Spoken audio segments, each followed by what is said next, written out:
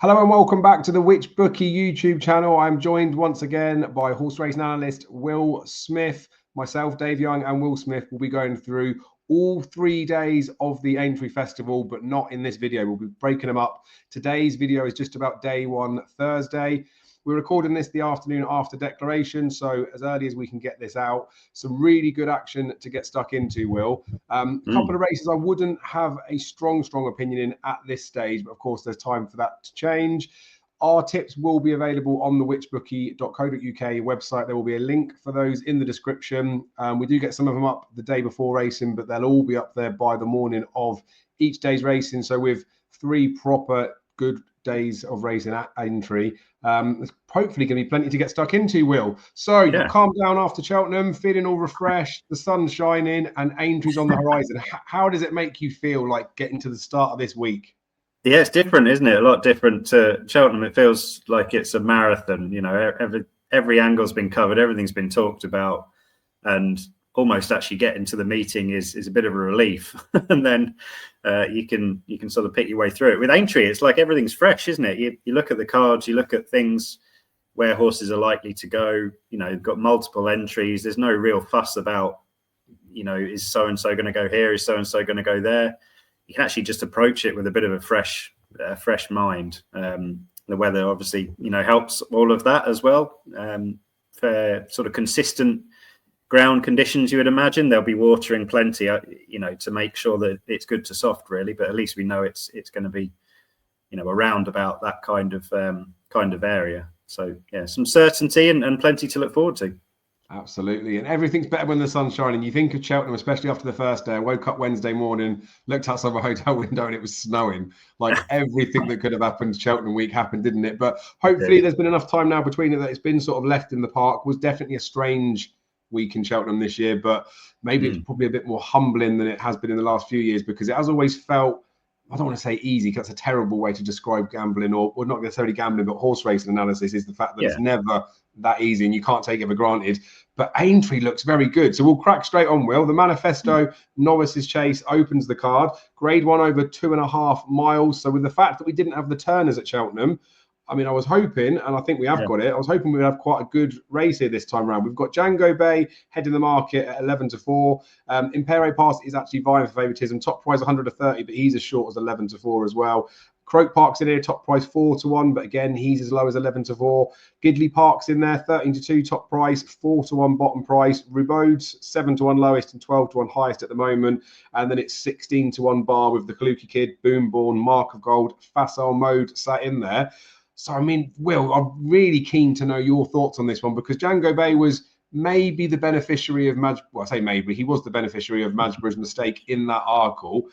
Yeah, I do wonder how much is potentially being thought about that in this market, and how much you think about that too. Are people really maybe taking too much away from what Django Bay did over 2 miles, considering that is a trip that's not his ideal, just because Madgeborough made the mistake? And if he'd have been maybe a never nearer second and Madgeborough had won the race, would he actually probably be coming into this race with a bit more respect to his name? Possibly, yeah, possibly. That's a good thought, actually, a good angle to take into it. He's a horse I've got a huge amount of time for, Django Bay. I mean, what he did at Cheltenham on his chase debut was spectacular, both visually and on the clock. So, you know, he's one that is right at the top of my short list for any particular assignment he has. I didn't back him for the Arkle. I thought that trip would be too short of his optimum, which it was, but he ended up winning anyway. So, you know, the one thing about him is, though, Nicky Henderson was interviewed the week after at Newbury in terms of how horses had come out of the meeting. And Django Bay was one horse he actually mentioned as not having come out of the meeting all that well, which was an interesting thing, really. He said plenty were flying, the likes of Lulamba and Constitution Hill, etc., but there was a name check that Django Bay hadn't taken that Arkle that well, because he was off the bridle almost from ball one, wasn't he? So he probably had a hard enough race. You know, the fact that Nicky is declaring him means that presumably he's happy with him. But the price, you know, it's a 3 week or less than a 3 week turnaround. You know, there'll be plenty of chat about that shorter turnaround than is sometimes the case. So for me, he's a horse I've got a huge amount of time for. I've backed him for the Ryanair for next year. but I'm not going to be backing him here in this particular race. In some respects, actually, I'm half hoping he does run a little bit below par, and I can back him again for the Ryanair off a bigger price. So who have you whittled it down to? If you're away from Django Bay, because Impero Pass I like as a horse. His jumping's definitely got to improve, but like, he's a novice chaser. And if you actually look at his form away from fences, which I know this is a chase race and you can't always do that, he's a very, very, very good horse. Even at the start of last season when he got turned over by Tiepu, when everything was in Tiepu's favour, everyone was saying, well, he's no longer the beast that everyone thought he was. But prior to that performance, he was the second coming as far as everyone was talking about. He had those two good wins in the spring last year, both under Paul Townend. And while these last couple of runs haven't been necessarily the best efforts, and they would need to be improved on to win this, he's only ever lost once under Paul Townend, and that was in that race against Tiepu. So look, cheap pieces have gone on here, done a little bit on the statty stuff with that. Paul Townend over here in non-handicaps over fences, twice with cheap pieces. He's been on easy game that won the next time after cheap pieces, but got beat first time up. Album photo on the start of his decline in his last three races. And then there's been a handful of times in Ireland as well. The most recent one was I Am Maximus, who wore cheap pieces once for a beginner's chase, got beat. We know what he's done since, but the cheap pieces came off. So is Impero Pass the one you're going to go with, or do you want to take him on too? No, well, I think he's probably the one of the top three at the market that's most likely to run a race that gives them, if he improves on what he's done, should I say, slightly, then that would give him a real good chance of winning, I think. I'm not going to be backing him, but I thought perhaps he could shade favouritism come post-time in Impero Pass, because he's got an excellent record in the spring. If you ignore his two Dublin Racing Festival runs, he just doesn't seem to run well there for some reason. I mean, he came back to win the Aintree Hurdle last season, and he won twice in the spring the season before as well. So, yeah, I really liked the way he jumped and travelled through that race at Limerick at Christmas time. That was the Impero Pass that we know. And I think Aintree will suit him, definitely. Croke Park, I know he's a dual Grade 1 winner, but I think he's been well placed. And often you think with Gordon Elliott horses, those types of horses, they've shown their level almost before Christmas sometimes, and you don't really get too much more improvement to come into the spring. So there was one at a much bigger price that I'm hoping for perhaps 4 places on, or look in some of the slightly different markets, perhaps without or what have you. If none of those are available, I will be backing it each way outright, and that's the Kaluki Kid. For Nicky Richards and Danny McMenamin. He's got a mountain to find on official figures, but they can be a bit of an anomaly at this time of year. The fact that he won that Musselburgh Handicap Chase, off a mark in the low 130s, he's got put up to the mid 130s, that's fine, but he won that so easily, and he is improving at a rate of knots over fences. Every race over fences has been a massive improvement on the previous. I can see the way that Aintree, the races develop, they could really suit him because he's a smooth traveller. I don't think he'll have too much problem actually jumping and travelling at the speed that some of these horses will do. And I think because he's coming out of handicap company, he's been overlooked in the market quite notably here, the Kaluki Kid. I think you can get 25s, which, for me, small bit of improvement from that Musselburgh run on the clock. He's right in there in the mix. So he'll be a big each way start, hopefully, to the meeting. I like it. You sound very much like me, Will, when there's 9 runners and you say I want 4 or 5 places, because it does happen at some of these meetings. It's crazy to even think that it could be an option, but especially when you've got so many short ones at the front of the market. But yeah, I'm sat on the same sort of side as you. I think Impero Pass will shade favouritism. I think my brain tells me that Django Bay should be the one that hacks up in this, and for all that he did what he did at Cheltenham and was outpaced and still won the race and was probably fortunate to do so. I think if he'd have just run second or third to Masborough there, everyone would have just thought, well, this is his trip. Now is the time to strike with him. So I feel like he might drift out a little bit. It's interesting on the last 10 renewals this as well, because favourites have got a horrific record. And I can't remember a favourite that won this race. I remember when I backed Finian's Oscar and Robbie Power's cap came off halfway through the way they were running up the home straight. But yeah, it's been a graveyard for favourites. Second favourites have done pretty well. I'm pretty sure there's not been a winner bigger than 7-1 or 15-2 for a long time. So that's not saying the Kaluki Kid can't win it, but I mean, I think that's going to be another thing that's going to play on my mind, that if Impero Pass goes favourite, Django Bay goes second, 6-year-olds have got a phenomenal record in here as well, and he's only top one of them in this race. He's going to just feel like he's one that if I don't bet him, I'm going to feel regretful if he goes and hacks up. And then you've mentioned one that's a bigger prize. Just want to give a tiny mention to Mark of Gold, because Rabaud's run at Kempton was phenomenal, going right-handed on that type of ground. Harry Cobden was, I think it's one of the rides of the season to keep that horse going, to get him back up. But he was in receipt of £5 from a couple of horses.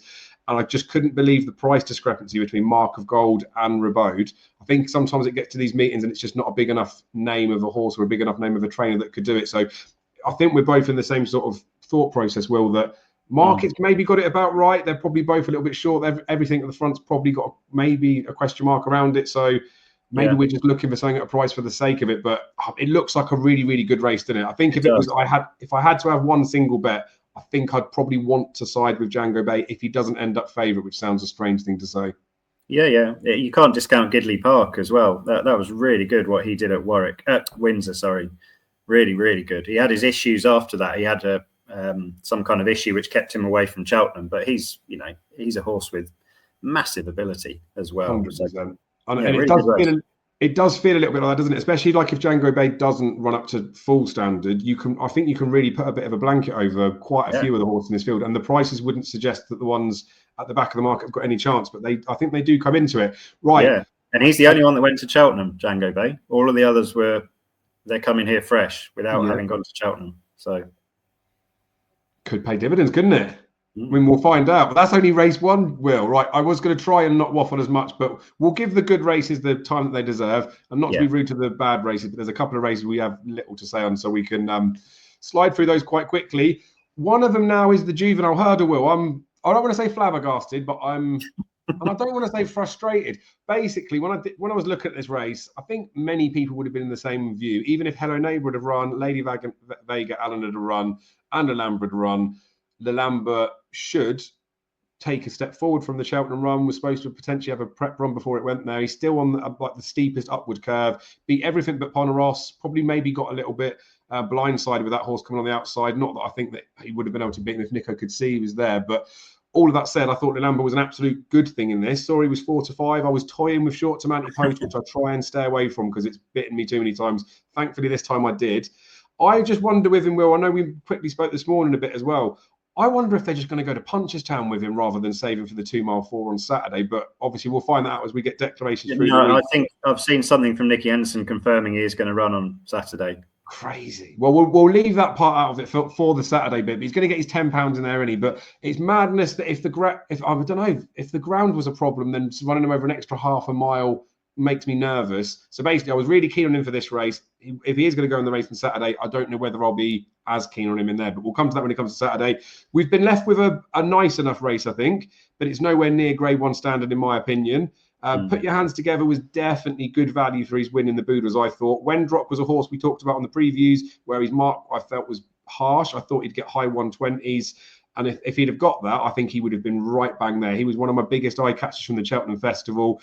And I think because Jack Kennedy hasn't even ridden since Cheltenham, has he? And I don't want to put the blame on someone, but I don't think he had a very good week at Cheltenham, bless him. He was stood down on the Wednesday, wasn't he? Without even having a fall, it was just bruising on him. And I think, sadly, there's a few horses that maybe didn't get to achieve as high as they could have done because he wasn't 100% sound. For all that he's a phenomenal jockey. So Wendrock's a horse that I've got a big markup for, but I want him in a handicap over 2.5 miles. So I don't really want to bet him in here for all that it's a bit of a weak race. But I just remember when Joseph O'Brien had Band of Outlaws for the Boodles all those years ago that got absolutely smashed, came into this race as 9-4 favourite when Pentland Hills, that just won the Triumph, won it, and Fakir Doudrey's that had just come fourth in the Supreme Hurdle was in it. And it makes me feel uncomfortable. I know you can't compare horses from different generations like it, but it just makes me really nervous of backing Put Your Hands Together at 3-1, considering this is a Grade 1. But he looked well on top at Cheltenham. I think he's the right favourite, but as it stands right now, well, I don't think I could have a bet in this race. How about you? No, I think the market's right at the top of it, definitely. I think Put Your Hands Together is the right favourite. I mean, he won the Fred Winter very, very easily. Live Conti is a massive unknown quantity, but the vibes are that, he's pretty decent. And Dan Skelton will have aimed him at this race from a long way out. His French form reads pretty well. He beat, with all due respect, Trees at Wetherby, but he did it in the fashion that suggested he was a good horse, definitely. So, and naturally, Limble is probably the right next one in, given what he did on his second hurdle start, but was then ultimately put in his place a little bit next time out at Leopardstown in the Grade 2 behind Hello Neighbour. So I think they're where they should be in the market. I'm not a huge fan of Mambo number 5's form for all that he improved massively at Kempton. I don't think that was the strongest race. Wendrock again, I don't think is a big improver waiting to happen really. The one that mildly interested me was Mercia for Willie Mullins. Interesting that Paul Townend is jocked up to ride her. I think she's a horse that we haven't quite yet seen the full level of her ability just as yet. I think there's more lurking under the bonnet with her on these shores, because she was very, very good on her last start over in France. Then I think the run in the spring juvenile hurdle, the Grade 2 juvenile hurdle at Christmas time at Leopardstown was with a view to getting a nice handicap mark for her to potentially go to something like the Fred Winter. But ultimately in the Fred Winter, I think it was a race run at a decent tempo, and those on the front end weren't overly convenienced by that. And I think she did well, having been one of those prominent races. So should be one that, with a few extra places maybe, or if she drifts slightly, though that probably isn't likely with Paul Townend booked. I think she's worthy of some kind of interest. She's the type of horse that might just improve on what she's done. Yeah, I like that, to be fair. And obviously with the fact that a lot of these horses have come from a Fred Winter, the weights and everything have changed a bit there. Her being a mare, she doesn't get the £7 in that race. She's got a £6 swing, I think, on the ratings from that race. But I think she's probably got like £13 or maybe close to a stone. Yeah, she was top weight in the Fred Winter. Absolutely. And Rachel rode her in that race, didn't she? And she's obviously gone for Willie DeHool instead this time. So it would be very easy if they just said, well, you can just stay on her because you seem to get on with her okay last time. But that seems a bit of a sign of intent, doesn't it? So, yeah, there are four places up of a couple of firms. 10 to 1 at the time of recording. I mean, you're very convincing, Will. You've tempted me to have a bet in the juvenile. Like I say, at the moment, I'm still just, I guess, sat on the sad cloud of Lulamba would have been here. It's very straightforward for me. But not saying there's always a bet to be found. But at 10 to 1 for that, Mercia looks the obvious shortener in the race. So thank you for highlighting that. Right. Shall we move on to the Aintree Bowl? Nice, easy one. I love staying chases. I mean, I think everyone does, but this year's renewal looks mouth-watering because I know there's lots of big names. You think of the Gold Cup this year, arguably bit disappointing for Galloping the Shop not coming back and getting a three-peat, but seeing I know the way you think and go and do what he did on ground that was not suitable for either of them, probably it was still a very good race. But going into the sort of blue ribbon event at Cheltenham, it was a bit like, well, Galloping the Shop's just going to win, almost a bit boring. Now you've got a decent stay and chase here where it's a very competitive betting market. There's genuine holes to pick in every single one of the horses. Yeah. But I personally think I can make the most solid case for the horse that probably has the most holes in him. I mean, he would have had the most holes if Gaelic Warrior wasn't in it, but Gaelic Warrior has been declared. So I'm very curious to know your thoughts on this race first, Will, because Great Dawning has been targeted for it. Admittedly, things haven't necessarily gone to plan this season. He's topping the market at 9 to 4. Do you think he deserves to be favourite at that price? Do you think this is his race to lose? It's not his race to lose as such, because there's some talented animals in against him, but he is the right favourite. You know what? The way this season has gone, it's not been 100% okay for him, has it? After the Betfair Chase, that was a tough race, and then things went wrong very, very early in the King George, so he probably didn't have a tough race there. But he was really good at Kelso, wasn't he, in the Premier Chase there? Dan Skelton is so good when he has a plan, when he has something in mind. And this has been, he's always said that this horse is going to have a 2-race spring, Kelso and Aintree, and then we're going to hopefully that'll allow him to produce his peak, and then he'll be, campaigned as a Gold Cup horse again next year. So I can see him being, the fittest, the freshest, the most suitable for this race on Thursday. But do I want to back him at the price? No, because he's not streets ahead. Plenty of the others have got the level of ability that could win this. It's just like you say, which one is going to put it all together on the day? Ahoy Senor could easily win it on his best. He was going well in the Gold Cup again until he fell. Spillans Tower's got a very good level of ability. A little bit of a doubt with him going left-handed and also on ground livelier than perhaps slightly ideal. Gaelic Warrior's got all the ability in the world, but, just again, massive unknown quantity. Stage Star, on his day, he might, be in there with a shout, but I've never been one to warm to him massively. I thought a couple that were probably overpriced, whether they're bets or not, but Embassy Gardens and the Real Whacker are two horses who are probably bigger than they should be. I'm going to, go through this race a bit more in depth, but whether that means they're bets or not, I don't know. But Embassy Gardens wasn't beaten far behind Galopin des Champs in the Dublin Racing Festival, was he? He ran really well there and just faded late on. He's probably a horse who's just maturing a bit now. He's never taken too much racing, but he could be the type of horse that Willie Mullins just has a bit more of a solid look at now.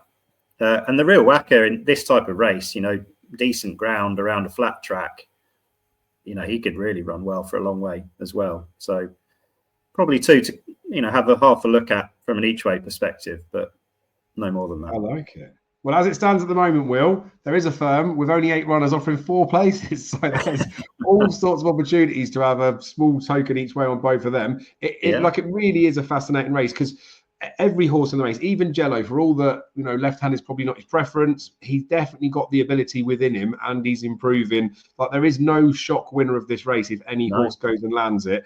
The one that I've convinced myself feels like the right play in the race, for all that he's a 10-year-old, it is a Hoisin. And like I said, it's we can pick holes in all of them, and he is probably the holiest of all the ponies. but if you look at what he's done, the holiest. If you look at the bare facts of it, we saw last week, a few weeks ago at Cheltenham, how Cheltenham Festival form just stacks up year after year. Aintree Festival form's not always the same, but is very similar, especially for a horse like this. When he slammed Brave Man's Game in that Novice Hurdle all those years ago, I thought maybe that was a bit of a fluke. And then he's come out and proved that it's not. He's won at this festival multiple times. His last 4 runs over fences at Aintree, including the old road at the beginning of the season, where there was outrage, wasn't there, where they were saying it was fiddling, they weren't trying with him.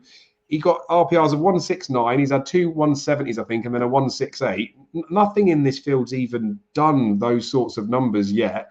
And we know that he runs well this time of year. We know he runs well at the track. We know he runs well on this type of ground. He got beat by Jerry Colomb last year, who I thought put in a great effort in the Gold Cup, and that was the race for him to go and win. He only got beat half a length by him. And then the year before, where Shishkin just came from the clouds, it looked like he had the race at his mercy. Maybe they just went a little bit too soon for home or whatever it was, but he's on the cusp. And in a race like this, where there's 3 places up for grabs and he's 6-1, he feels, especially for a horse that fell last time out and jumps weird, it sounds a strange thing to say, but I feel like he feels like the safest option in here. I think I'm most terrified of Gaelic Warrior, but then it's not me riding him. That's Patrick Mullins' problem, isn't it? But his run at the Punchestown Festival in the Novice Hurdle when he was running over 3 miles was one of his best ever efforts. And he was Stayers Hurdle favourite for that the season after. So as much as they've campaigned him at 2 miles and they're saying that ground's a problem, that was good to soft, or it was yielding ground at Punchestown. So he's a fly in the ointment, but you'd want to see Paul Townend on him if you were thinking of betting him, I think. I'm not buying into Spillane's Tower in the slightest. The John Durkan rung, I think, overly flattered him, and it's over 2 miles, 3.5.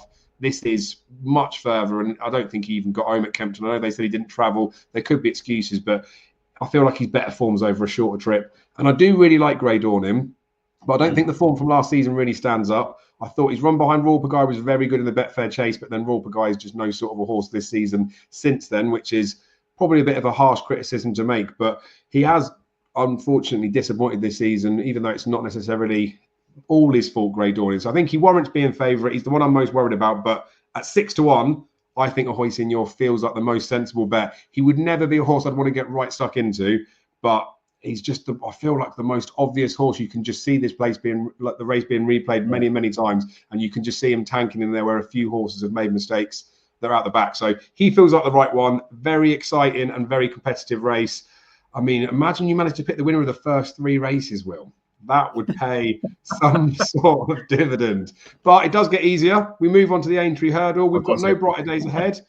That does make it easier, the fact that she doesn't come over, because she was very good here last year. And where I talk about that festival form, for whatever reason, she doesn't seem to like Cheltenham, does she? I think is it Matt Needs the Dam, same as was it Mighty Potter? And there was a bit in there where they were saying with the breeding that they weren't so good round Cheltenham, and Caldwell Potter puts that to one side. But yeah, she for whatever reason she didn't seem to do so well at Cheltenham, but she's not here anyway, so it doesn't matter too much.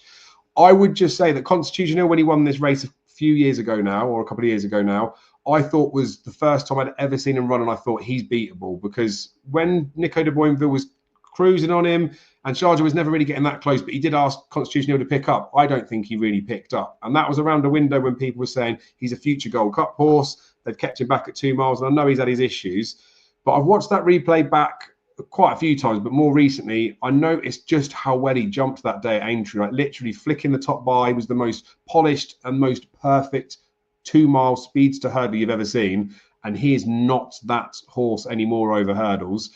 This is 2.5 miles, and for all that I wouldn't have seen Lossiemouth beating him at 2 miles, I think she has to be the bet in this at 7-4. Mare's Hurdle run was very, very good, and with everything that happened in that Champion Hurdle, I have no doubt if they'd have run her in that race, she probably actually would have won. It would be interesting tactically what happens in here, because the faster they go, I think the more chance that Lossiemouth's got. I'm half hoping that Paul Townend just decides to actually, we're just going to go on with her and just let her go and do things, because as much as the Tiapu run at the start of the season, people were excited about what Lossiemouth did, but then it was getting crabbed a little bit. Tiapu has shown again at Cheltenham that he is still a very good horse. He is a decent yardstick, and she put him to the sword. And then with State Man falling in that race at at Christmas, at Leopardstown, I know State Man didn't win the Champion Hurdle, but he was there with every chance. And she, I know we couldn't tell because it was so far out, but she made it look like probably she could have maybe got the better of him, and she was well supported that day. So, yeah, I think Lossiemouth at 7-4 has to be the bet. For all that I think Constitutional is very good, I just don't think this is his trip, and I just don't think he's the same horse as he was before, and I don't think he'll get away with it over 2.5 miles. So, with all that said, tell me I'm wrong. Cool. I don't know. It's probably the answer, because it's still, I mean, we thought of this going into the Cheltenham Festival with regards to the Mare's Hurdle and the Champion Hurdle and the different switcheroos and et cetera, and I think even after, with Lossiemouth's performance and Constitution Hill falling, we still don't really know. I think Kempton proved that Lossiemouth isn't suited to a bare 2 miles, real speed test on drying ground, bare 2 miles. That's the one thing I think we cleared up this season. But she won the Mare's Hurdle very, very easily. They went slow that day, and she just quickened up nicely against inferior horses, did what she needed to do. So, yeah, I mean, I'm really in the unknown camp with regards to those two still, which is bizarre to say it about multiple Grade 1 winners, but I really am. I think, given the prices, as you say, where they are, and the fact that Lossiemouth is coming here off a really good experience, she'll have gained plenty out of that Cheltenham run. You could certainly see an argument that would suggest she's the more appealingly priced of the two. But I'm not cast iron on that. It's just Constitution Hill we're talking about. Potential, one-time superstar might still be a superstar. We just don't know, really. Yeah. I do think that, though, Woodoo, the next one in, given how they've priced things up at the minute, she's sort of a 7-1, 8-1 chance off the back of her Martin Pipe win.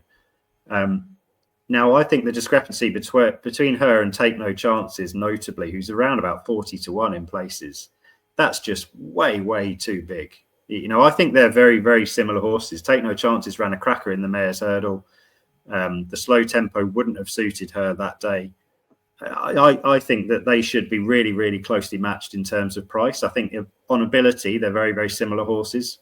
So I'd probably be trying to find somewhere a market without those big two, and hoping that Take No Chances is something like a 6-1, 7-1 chance in that market. Because I think she's more suited to this test than the likes of Salva, Tell Her the Name, and Break My Soul, the others in the race. And I think she's, in comparison of the two, Woodoo and her, the prices are just way off, in my opinion.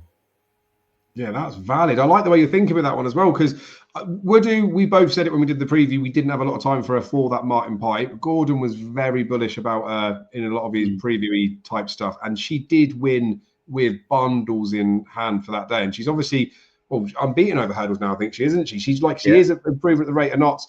And for all that Lossiemouth has been fine and won last time out, she did fall on her penultimate start. Constitution Hill jumping has been a bit ropey, so you can see why she's priced where she is. But yeah, I agree with the way you were talking about that Take No Chances. I think there was probably, she was giving her maybe a stone in that handicap hurdle at Cheltenham on their penultimate meeting or something like that. And obviously now they'll be running off of the same weights, and then her running the mare's hurdle wasn't terrible, was it? So yeah, and she was only a length or two behind Woodoo, wasn't she, at Cheltenham time before? And she was ridden a lot more cold, whereas Woodoo benefited from being ridden prominently off a slow pace. So I think she can easily make up that length and a bit margin. I don't think Woodoo has improved, enough beyond recognition to go and win that Martin Pipe. I think, again, she benefited from a good situation for her. But she keeps winning. So, maybe I'm not giving her enough credit. Yeah, I feel similar with that. I feel like I'm starting to give her some credit now, but I don't know. You don't want to jump from one side of the ship to the other and it all goes wrong. Be interested to see that though, because especially if they do, some bookies do the match bet markets, don't they? So where I'm talking about Constitution Hill and Lossiemouth from a price perspective, Lossiemouth feels like she has to be the option, especially at this trip. If you got Woodoo and Take No Chances in a match bet and it was, Lord knows, 1-3 versus 3-1, then you know which way your money would be going, wouldn't you? Yeah, definitely. Oh, I love it. We're making up races within races if this one wasn't good enough. But I really hope, I'm happy to be wrong in this type of race. I hope Constitution Hill jumps like he did in that race like a couple of years ago, wraps that top bar, gets back to the old days of him. I just feel like this trip is what's potentially going to catch him out, even if he's at his absolute best. And Lossiemouth is one of the only horses in training that I would put in anywhere near the realms of a horse that could put it to him. If Brighter Days Ahead had to come here, them two both going out, and you'd think, well, there's two like sort of bites of the cherry to take him on. But I feel like what would have happened there is Constitution Hill might have ended up being an attractive enough price to say, well, look, they can't. But well, I mean, they can both beat him, but from a betting perspective, it doesn't matter if they both beat him. His price will then go out to too big an opportunity, if you see what I mean. So it is very price driven in this instance. But yeah, I don't know. I kind of don't want to see it, but I do think the loss is going to beat him. Right, Will. We've got over the Grade 1 action for day one. The Foxhunters Hunter Chase. It's over 2 mile 5 furlongs. When we did our Cheltenham preview, I mentioned my strategy with Foxhunters. Beckett's on the line for Cheltenham, and inevitably he'll come second, which he did.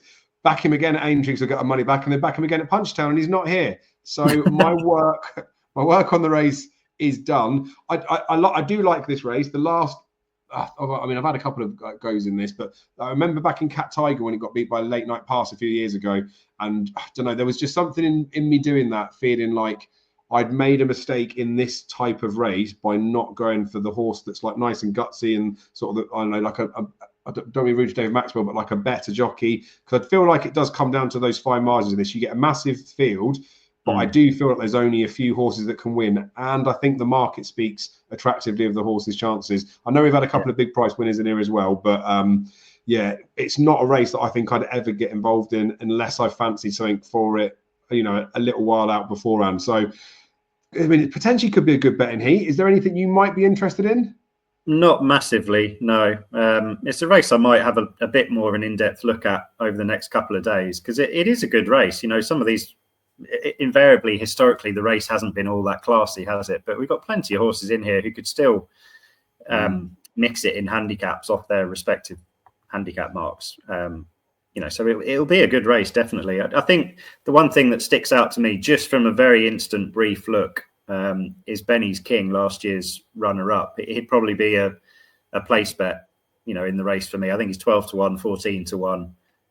If you can get something like, I don't know, 2-1 in a 4-place market, something like that, because he'll jump round. The ground will be fine for him because they'll water it plenty. Good to soft will be fine.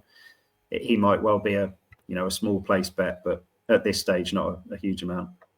Fair enough. And that's the thing, there's 30 runners in here. There's some firms that are actually offering 3 places, Will. So when we're asking for 4 when there's 9 runners, it's vile because it's obviously not a handicap. But yeah, horses like Benny's King, when there are 5 places up for grabs, you can still have some good each way bets rather than trying to find the right one at the top of the tree. And his run at Leicester last time out was, I say, as good as he did last year. So yeah, definitely. Good mention for Benny's King there. But we'll move on to a more competitive race, I would say, the Red Rum Handicap Chase.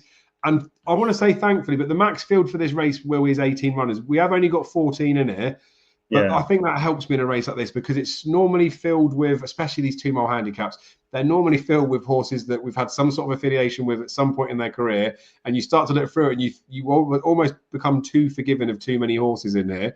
Now, I haven't done a full breakdown of the race properly on there, but I do like to start off with some of these ones with a bit of a profile for the type of horse that I think is the one to go for. And this race in the past has been pretty good for profiling winners. They tend to be horses that tick the same boxes year in, year out. So I was looking at horses that are rated under 140, carrying less than 11 stone. Well, I'll say they can carry 11 stone for the purpose of Folks Tiara in here. They didn't run at Cheltenham. I think we've had one horse that won in the last 10 from 56 horses that came from Cheltenham to actually win this race. Wow. Not the favourite, but it's okay if they're the second favourite. But ideally, you want to look for a horse that's sort of 4th, 5th, 6th in the betting. So still prominent enough, but not necessarily the favourite.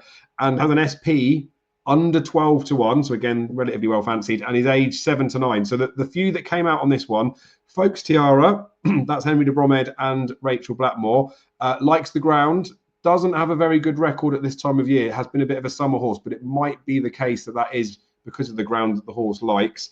I'd take a chance that they've not necessarily plotted the horse for this, but after the Christmas runs that were quite good, they've taken a break and thought, this is the type of horse we could go and win a good handicap in the spring festivals, but obviously not the best 2-miler. Rather than going for the Grand Annual, I think they've waited for this. So the Folks Tiara, I think, is an obvious one.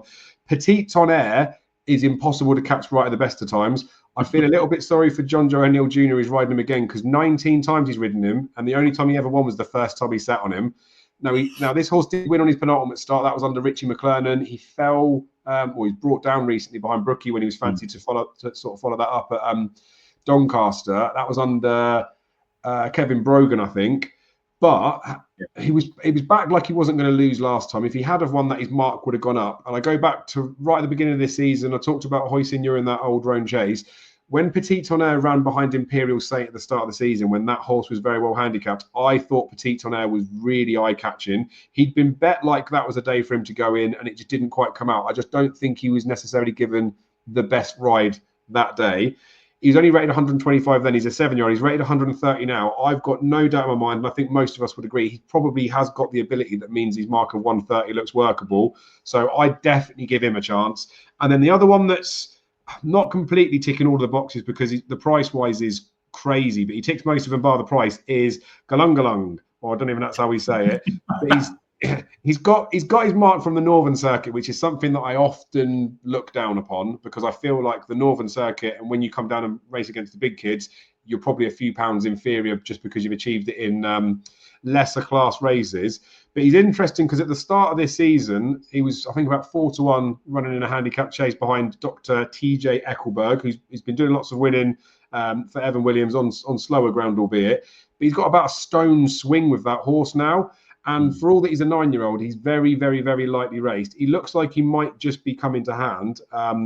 He won last time, and he looked like he was sort of hands and heels, but he did have to get a mark with the whip just to, I guess, like straighten him up. And I think either he didn't like that, or he just looked like he was idling a little bit in front, like maybe he just got lonely. So I think for all that he didn't finish out the race very well last time, still think he had plenty left. He's a 33 to 1 poke in it. So those three would be very high up on my shortlist. I do need to do a little bit more work on it, but I feel like it's probably going to end up still being one of those three. Will, you're very good in these types of races, so no pressure. Any of those three on your radar, or have you got an even better bet? Well, 2-mile handicap chases seem to be an area that I don't know. I've never properly been able to completely nail down. Maybe haven't nailed down any type of race, to be fair, but 2-mile handicap chases, because I think they're so dependent on a pace setup, aren't they? That, you can have them sometimes absolutely blisteringly run, and it suits those that come through late, which is what Petit Tonnerre got on penultimate start at Doncaster, where they went a million miles an hour on the front there, Calico and one or two others, and it very much suited Petit Tonnerre coming through and picking up a few pieces. Hard to know off the back of being brought down again back at the track, whether that was just a fluke or whether that was signified him, peaking again for the season. I think you could see this race suiting him if they did go very, very quick. The likes of, Calico, the Folks Tiara, Primoz, Galungung. There'll be prominent racers, but whether they go a million miles an hour or not is hard to say. So I think for me, the two that I'd probably be looking at in terms of potentially siding with and trying to nail down how I think the pace is going to be would be Petite on air if I felt they were going to go quick enough. And if I didn't think that perhaps it was going to set up and they were going to go 1,000,000 miles an hour, Primoz, I thought was interesting. Now, I think a few other people in the layers have also thought that as well, because he's favourite, I see. Which I was kind of hoping that Cheltenham experience where he just got left at the start, didn't he? You can scrap that run. Was it? No, just, that was all wrong for him. And you can see that his season's kind of been geared around for a horse that they'd never been able to get too many runs into. They've actually had a good longer season with him and sort of built up into the spring. So I can see him peaking about now. And I don't think Cheltenham would have taken too much out of him because, like I said, his race was run. But he's favourite, so not a huge amount of juice in the price, really. So there were probably two at the top of my shortlist, but not all that generously priced. Oh, I like it. But it's nice to see we're thinking in similar train of thought with maybe like a Petite on air, especially when it comes from like the profile of a race, and then you can shoehorn a bit of a form argument in there as well. Yeah, I was very much expecting Primoz to be a bit of a bigger price. Patrick's riding him, Patrick Wadge, instead of Derek Fox this time, which I wouldn't necessarily say that's a negative. I wouldn't necessarily say it was a positive in here because he'd be fine if he was under Derek Fox still now. But I just thought maybe those types of things might, I don't know, be seen by the odds compilers as a negative, and they might make it a bigger price. 4-1 about him does look awfully skinny. I think he's 5-1 in places, but that still doesn't look much better. Right, Will, we'll wrap up with the last race on Thursday. I was going to try and be quick on the whole of the Thursday. I feel like we've done quite well. We're under 45 minutes, and I've only got a couple that I think are worth mentioning here. We've got the max field of 20. I think all 24 actually got declared in the hope that they would get in. It looks a very nice race. There's a few that, well, there's a good few that I would say are an absolute million. They've got no chance in here. Given it's a grade 2 bumper, and there wouldn't be too many of these out there, it's a black type race. Lots of these people that are breed and all that sort of stuff. But Betty's Daisy is an owner breeder type. They've had a few foals from the dam. They've all won first time up and then never won after. So I'm not saying that's going to happen with Betty's Daisy, but this one's miles clear of what all the siblings have done before. So they've obviously persevered with that bloodline in the hope of getting a good one. She does look like quite a good one. And there's a nice line of form through Claim de Brise, who was, I think, 23 lengths behind her on debut and was only 6 lengths behind Capability when that horse won at this track in October. Different ground coming in here, but she just looks like a really smart mare. She's the type of one that, I don't know, you could potentially see being a star if there's going to be one in here. But I wouldn't be so convinced because, like I say, the rest of the family have all won first time up and then they've sort of flopped a little bit after. Sholin was really good at Cheltenham, winning out in front. I keep watching the replay of that back, and she was the only one with clean silks. Everything else just got ruined. The form keeps getting franked in behind, so of obvious interest and probably deserves to be where she needs to be at the top of the market. Jackie Hobbs won like a above average mare at Ascot last time when the ground was good, although it probably would have raced a little bit tacky. But the one I've liked all season as a horse, and I'm not going to jump off there now, is Charisma Cat for Alan King, who is a very good trainer. And admittedly, like tactically, when he asks jockey just to stick on the inside rail or do certain bits and pieces, maybe he doesn't achieve as much as he probably could with some of the horses that he gets. But he won this with the Glancing Queen only a few years back. He won it with a V-Spar, I think it was, back in 2014 as well. So tactically, what he asked the jockeys to do can work in this race. And I think she's holding a bit back for herself as well. She got beaten Market Raisin when the jockey being instructed to stay on the rails cost her a position as they turned in. That was running behind Kingston Queen, but she would have beaten Kingston Queen if she'd have had a clear passage. Then she won at Sandown after. She won nicely there, but I do think when she went out in front, she was saving a bit for herself. So obviously the time before they tried to pounce and get her up right on the Line, which can suit at Aintree. You see lots of horses that will be ridden quite a long way in the home straight, and then they'll pick them up right at the line. I think she's definitely going to be bang there. I'm just a bit concerned of whether they hit the front too soon and she maybe does let something else go by her, or there's another fast finisher behind, or whether they try and time the run perfectly and something like a Sholin gets away from her at the front of it. But she's 13-2. There are 4 places up for grabs in this race. She feels like as good a free each way swing as you'll get probably across the whole week at Aintree. So I'm pretty sweet on her. And there's a couple for Fergal, Highland Haven and Strong Run. They both look like really nice types as well. But yeah, Charisma Cat's one that I'm excited to see run, and I'll definitely be throwing a few quid at for each way purposes in this. Will, considering I've mentioned quite a few horses, there's still another 15 or 16 I haven't. Is there anything you've looked at in this race, or any horses from maybe early in the season you got your eye on for this, or nothing yet? No, nothing at all for this, and probably won't be, I must admit. Happy days. We do have a bit of a bonus thought for Saturday, though, just to close the video, if that's... Go on. Yeah, just and it's with a view to the declarations for Thursday, actually. A horse that wasn't declared on Thursday that will now run on Saturday, that I think is worth the bet, actually, and I have backed it. It's Imperial Saint, Philip Hobson Johnson Whites. He was entered in the 2.5 mile grade 1, but I wonder if they looked at the declarations for that and thought, just a bit hot, really. So it looks as if they're going to run in the 3 mile 1 furlong handicap chase on Saturday, which is the William Hill Handicap Chase. Round about 12 to 1, 4 places. To me, that looks a really, really good bet. He's a horse. He's stepping up to 3 miles for the first time. But if you watch back his penultimate start at Cheltenham in the Novice Handicap Chase there on Trials Day, he hit the line really strongly there on a track that didn't really suit him. I mean, Aintree is absolutely his bag. Loves it here. I think he's won 3 times over fences around Aintree. Been crying out for a step up to 3 miles. I think he ran more than well enough in the Pendle, going the wrong way round against speedy horses over 2.5 miles.